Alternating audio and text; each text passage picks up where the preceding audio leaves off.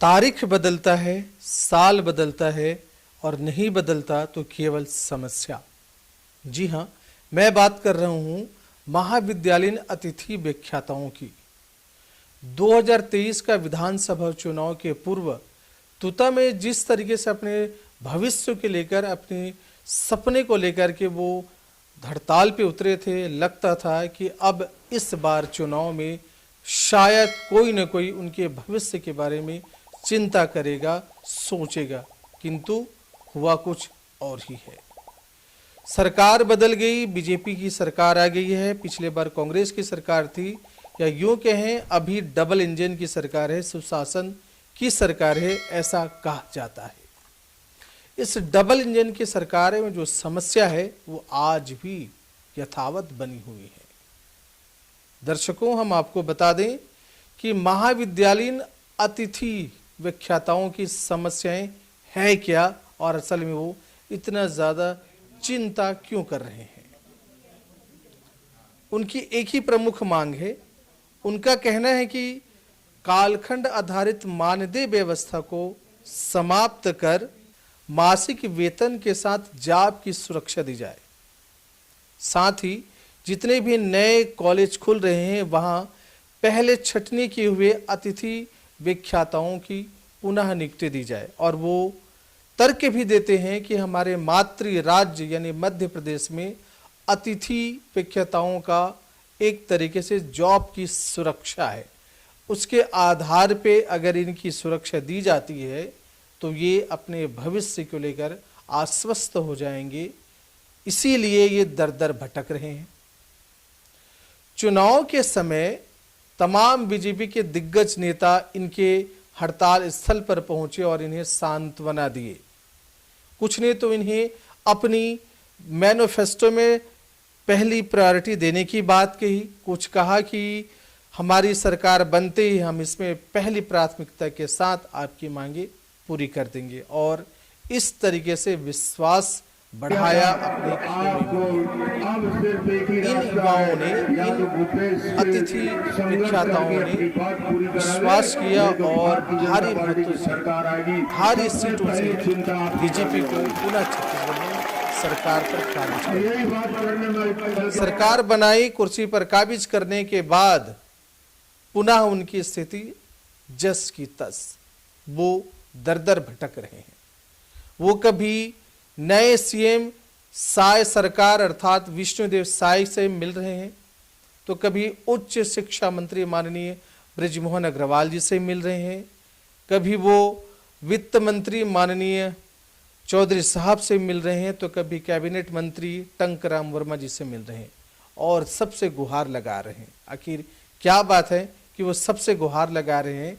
तो इनका एक कारण ये भी है, आप देख सकते हैं कि तमाम कॉलेजों से एक नोटिस जारी कर दिया गया है और कहा गया है कि इस नोटिस के आधार पर 29/2/2024 को यानी इसी फरवरी के 29 तारीख आखिरी महीने, आखिरी दिन में उनकी नौकरी समाप्त हो जाएगी।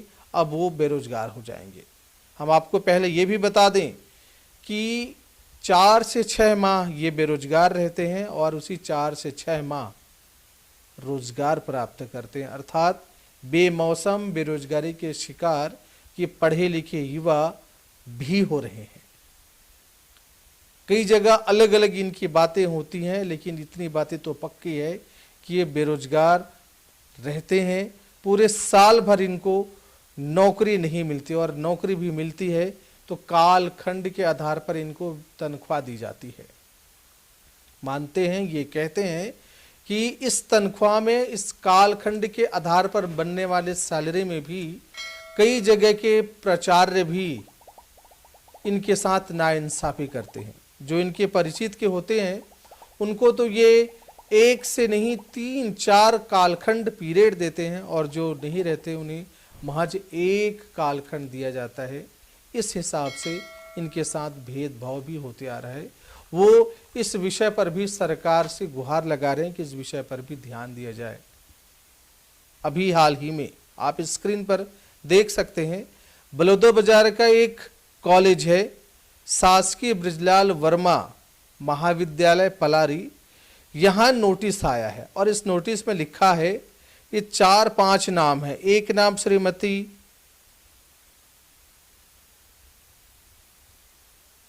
त्रयंबिका साहू है भौतिक शास्त्र से, दूसरा सुमन साहू जी वनस्पति, और कुमारी दीप्ति वर्मा प्राणी शास्त्र से, कुमारी प्रियंका वर्मा गणित और श्री राम कुमार साहू अर्थशास्त्र से।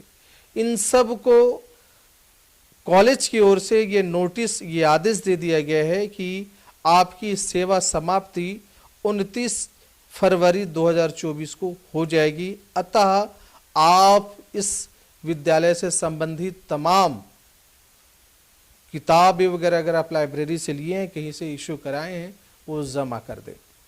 इतना ही नहीं, यहाँ आप देख रहे हैं स्क्रीन पर, गंडई जिला खैरागढ़ छुई खदान से भी नोटिस मिला है और इसमें लगभग 12 लोगों को नोटिस दिया गया है।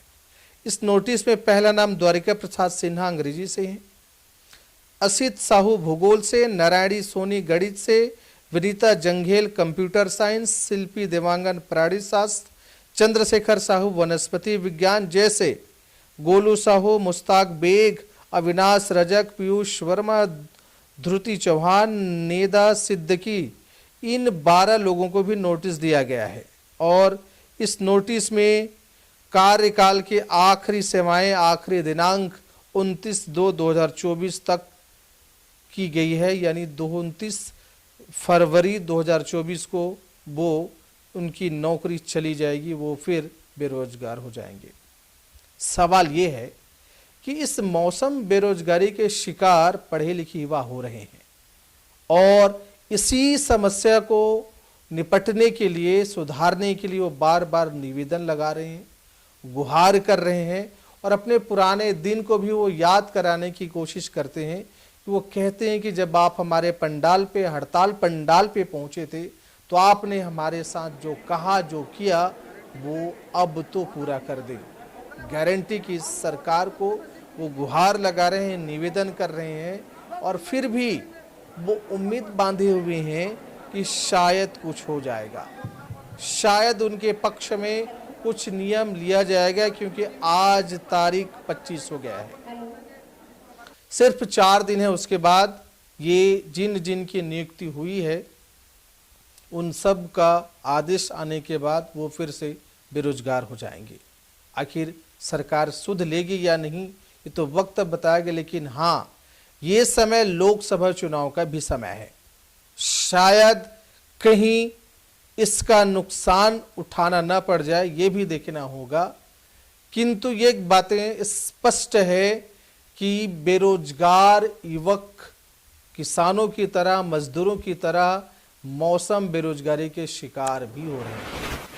वो चाहते हैं उनकी जॉब की सुरक्षा हो जाए और ये सुरक्षा तर्क भी देते हैं कि मध्य प्रदेश सरकार ने जैसा किया, बीजेपी सरकार, मध्य प्रदेश की सरकार ने जैसा किया, वैसा ही छत्तीसगढ़ में गारंटी की सरकार बनी है, डबल इंजन की सरकार बनी है। तो इस सरकार से भी वो गुहार लगाते हैं कि उनकी नौकरी की सुरक्षा व्यवस्था की जाए। लोकसभा चुनाव में कुछ दिनों के बाद निश्चित तौर पे मार्च में आचार संहिता लग जाएगी, लेकिन क्या उसके पहले सरकार, माननीय सीएम साहब जी, उच्च शिक्षा मंत्री जी इस विषय में क्या निर्णय लेते हैं, ये भी आप स्पष्ट देखेंगे, समझेंगे। तब तक हमारे साथ बने रहिए महानदी न्यूज़। जय हिंद, जय छत्तीसगढ़। अगर आपको ये अच्छा लगा तो निश्चित तौर पे चैनल को लाइक, सब्सक्राइब करिए। आपका सपोर्ट ही हमारी ताकत है।